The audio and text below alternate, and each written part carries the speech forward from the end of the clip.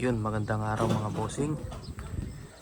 Dalawang GC Mag V2 ang susubukan natin. Kay Sir Balon yan. Kay Sir Bersamin yan. Kay Sir Joey. Yung isa may kek po na scope na compact. Same po ata yan na 19 inches long barrel. Yung isa black color. Yan. Target natin mga bossing. Tatanggalin natin sa wood stock.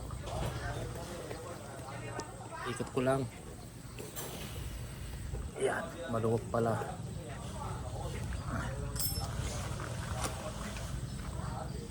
Tanggalin ko sa wood stock para hindi po bumaon yung ngipin ng gato dito sa wood stock.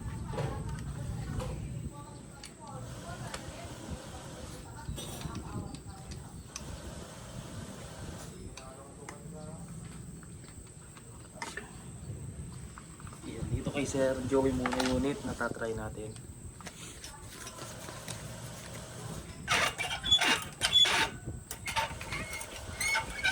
Dito natin sa gato.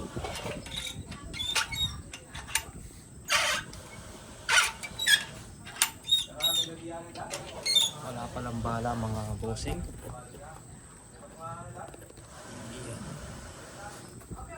Wala tayong bala. Check ko lang kung tatama doon sa target natin. Ayan, nakagandaan ng hammer. Masisilip mo yung barrel kung tatama.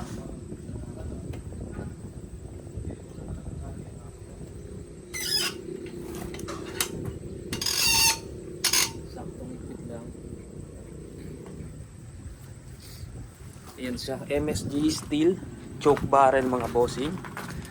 Adjustable power niya yan mga bossing. Ito. Adjustable power yan. Kuha kayo ng manipis na bakal, tusukin nyo, tapos ikpitan nyo. Tumitigas yung spring ng hammer. Adjustable airflow. Yan, 1 to 5. Yan. Labas ng hangin yung yan dito. Lumalaki yung butas ng airflow niya pag nag-adjust kang 1 to 5. Gusto magpalit ng 177, caliber 22, 25. Yan.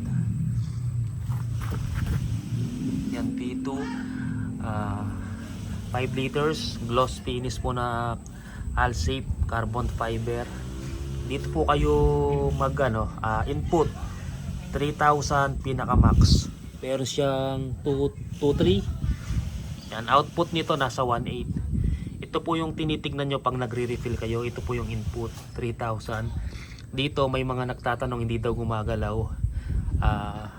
Ano lang to, output to, ito yung input. Regulated po yung unit nya mga bossing. Inline, compact, adjustable. Kahit 3,000 or 4,350 ang ilagay nyo dyan. Pag ang output ng unit 1.8, puro output lang yun. Bababa lang tong 1.8 pag bumaba na din ng 1.8 itong input. Yan, puro ang labas niya 1.8. Ganun po yung regulated na PCP mga bossing. Kahit 3,000 input, kung ang output niya ay 1.8, 1.8 ang labas. Consistent po yung labas ng hangin. Yan, nire-regulate niya yung hangin na lumalabas papunta dito sa plenum ng receiver. Swing type po yung clip type. Natatanggal yung tornilyo na to tsaka yung takip ng barrel. May tatlong lock nut din dito sa taas para hindi gumalaw yung barrel. Yan, kung gusto magpalit ng barrel, napakadali lang po magpalit. Steel barrel, naka-slip lang po siya na carbon fiber. Threaded silencer. Alugin natin, no? Yung iba sumasayaw, talagang ang luwag ng pagka-thread. Ito saktong sakto lang, suwabing suwabe, fit na fit. Yan, konti na lang hindi pa sumasayaw.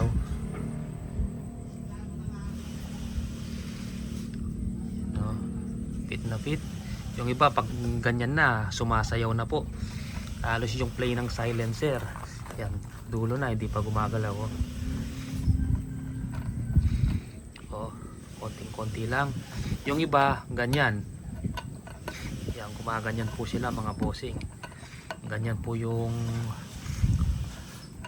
lapat ng silencer. Magfi-fit lang yon pag sumagad dito sa yan, dyan, dito sa bakal na yan, pinakadulo.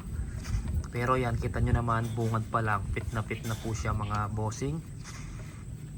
Yan, yung mga gumagalaw, hindi maganda, hindi magaling yung nag-thread nun. Masyadong maluwag. Yan, magfi-fit lang yon pag sinagad mo, hindi nagagalaw. Yan, pero kahit hindi mo sinagad, maganda yung fit ng barrel. Silencer sa barrel mga bossing. Yan, ikutin natin. Pang number 501. Yan. Pang number 501 na tong unit na to na nagawa ni GC Mag Tataka Aguila. Tingnan nyo naman yung mechanism ng hammer, napakalupit mga bossing. Pulido. Itong hammer na to mga bossing, walang halog. Smooth, ikasa. Yan, walang halog po yan mga bossing. Kukuha lang ako ng pala. Yan, marami nang gumaya dyan pero iba pa rin ang original. Yan po yung rig na gumawa ng clip type, ganyang klaseng hammer, o-ring na nakalagay dito mga bossing, adjustable power. Marami nang gumaya pero syempre doon pa rin po tayo sa mga talagang rig na naglagpas na ganyang mo.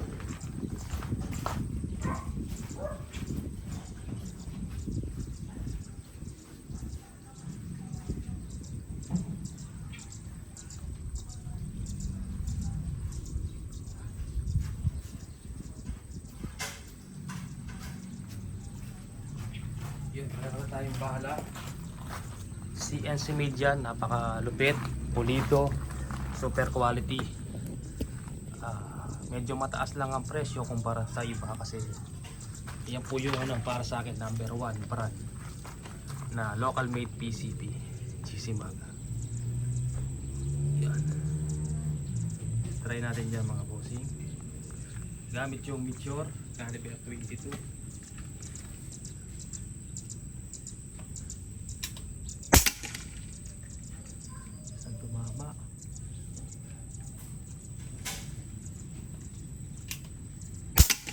Ayun, dalawa, pangatlo,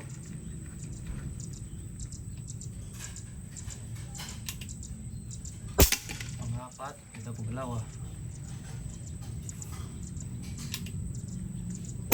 panglima,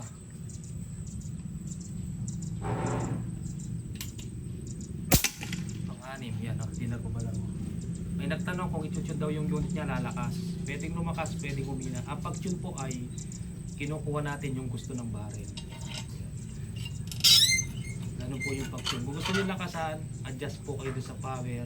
Pero hindi lang natin masabi kung magaganda yung groupings. Pag nag-tune po kayo, babaan nyo, itaas nyo, paglaruan nyo yung power para makuha nyo yung gustong timpla ng barrel. Kung saan siya maganda tumama, kung gusto niyang patama ay nasa 800 to 850 fps lang, doon mo ilalagay yung unit. Kahit gusto mo ng 1000, hindi naman po kailangan ng 1000 fps. Gusto mo nga 1000 pero hindi naman gusto ng barrel, wala din, hindi ka rin tatama. Saka kung panganting-anting lang, hindi maganda yung 950, mataas masyadong malakas yung bossing. Panganting 850, 800, 850, o malakas na yung 900. Yan, pangalawang unit tayo mga bossing, tanggalin ko lang sa wood stock.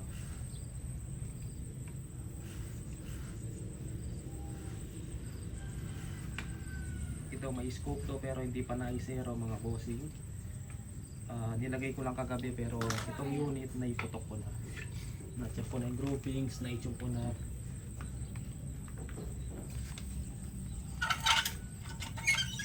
Dito naman tayo sa isa, silver color. Check ko lang kung dito naman tayo sa isa, silver color po mga bossing. Check ko lang kung tatama dun sa target.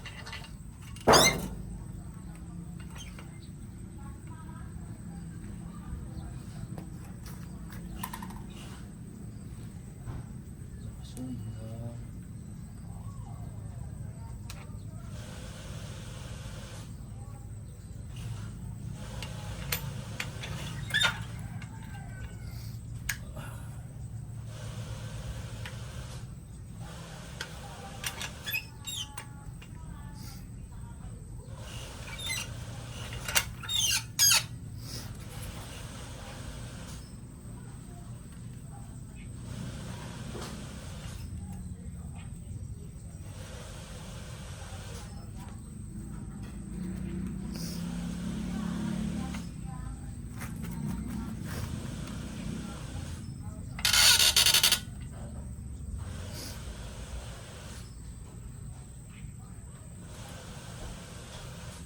Iyan mga bossing, pag nakaganyan siya, yung swing niya nakaganon, pinutok mo, hindi siya puputok.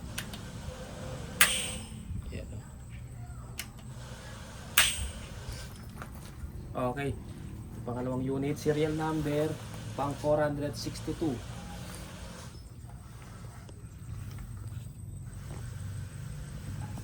Dapat natin 462.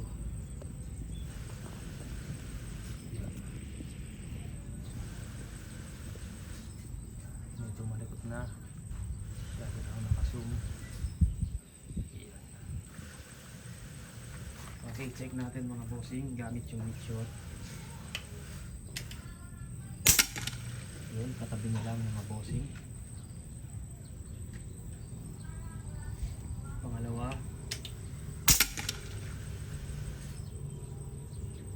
Pangatlo. Ito pa rin, hindi gumagalaw. Pang-apat. Pang-lima. Yan. Tapos isisero ko yung scope mga bossing. Yan. Pang-lima.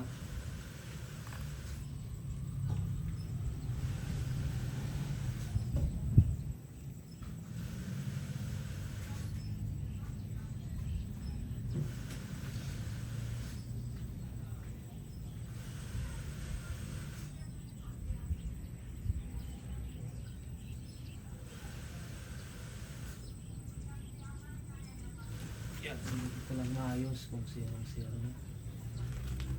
Kunti pa lang.